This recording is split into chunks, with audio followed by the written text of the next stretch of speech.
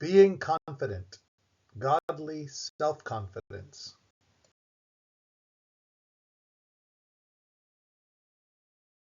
I have often struggled with self-confidence, insecurity, feeling tense, uneasy, routinely second-guessing my abilities, decisions, and beliefs. I don't admire this quality either in myself or others. I've wondered how to develop godly self-confidence. What exactly is self-confidence? We might define it as a feeling of certainty, assurance, strength, and peace when making decisions, resulting in a humble assertiveness, boldness, decisiveness, and stability. It's evidently on a spectrum. There are degrees of confidence, and it might also vary within the same person in different scenarios. We might feel confident in some contexts and not others.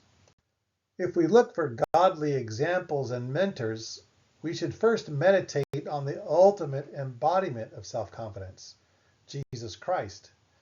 As a man, he was so supremely confident, it was astonishing to those who experienced him.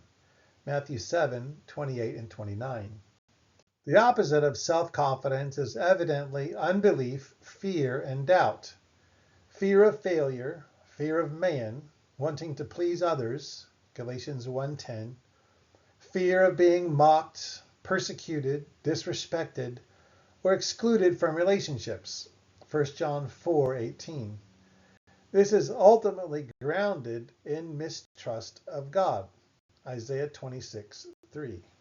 We can have confidence in our physical and/or intellectual abilities, skills, and knowledge, and in our interpersonal skills in navigating complex relationships and social contexts, and in our relationship with God himself, 2 Corinthians 5:6 and 7. Since they relate to different life dimensions, we ought to treat each area differently. Confidence in our abilities and skills may be developed by disciplining and training ourselves, learning about our aptitudes and pushing ourselves to become stronger and more capable. Proverbs 22:29, Psalm 18:34. Knowing ourselves through experience is evidently the key to this type of self-confidence. And we should note that developing such confidence is godly. Refusing to acknowledge, appreciate, develop, and leverage the gifts God has graciously given us to serve him is to sin against both wisdom and love. Ephesians 4:7 and 8, James 1:17. Neglecting them is generally grounded in ungodly fear, 2 Timothy 1:7, which despises God himself, Matthew 25:24-26. Confidence in interpersonal contexts may be mere presumption, assuming we're right because we hate being wrong. But this is pride, an abomination to God, Proverbs 16:5, thinking more highly of ourselves than we ought, Galatians 6:3. The fear of God shuts this down, Proverbs 9:10, moving us to consider differing points of view and learn from others, James 1:19, without doubting our own ability to know and rest in the truth, 1 John 2:21, because we trust God to reveal it to us, 1 John 2:20. So, how do we know what to say or do in a given relational circumstance?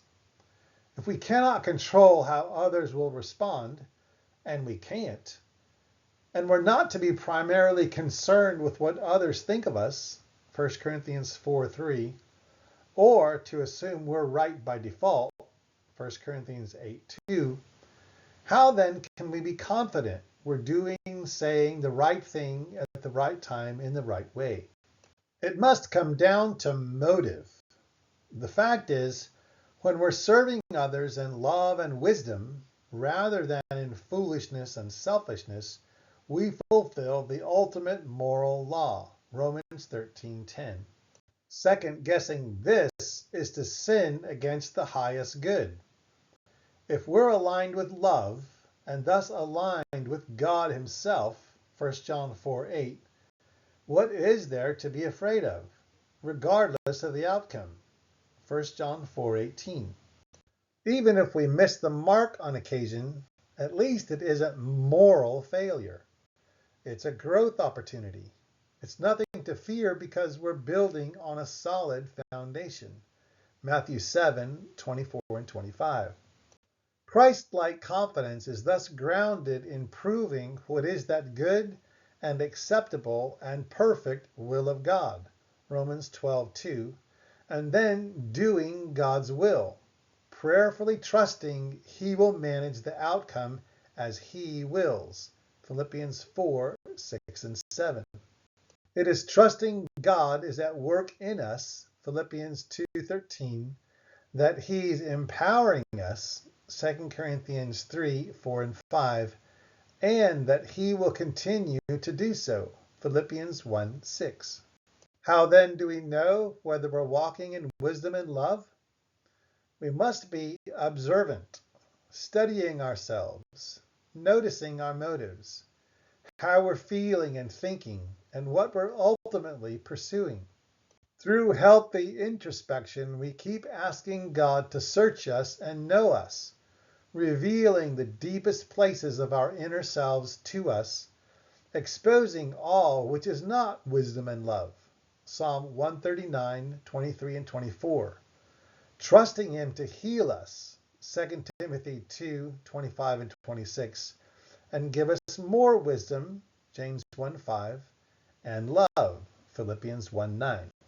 Knowing our gifts and calling are from God, and that he expects us to actively engage them in glorifying him, heals weakness, timidity, and indecision.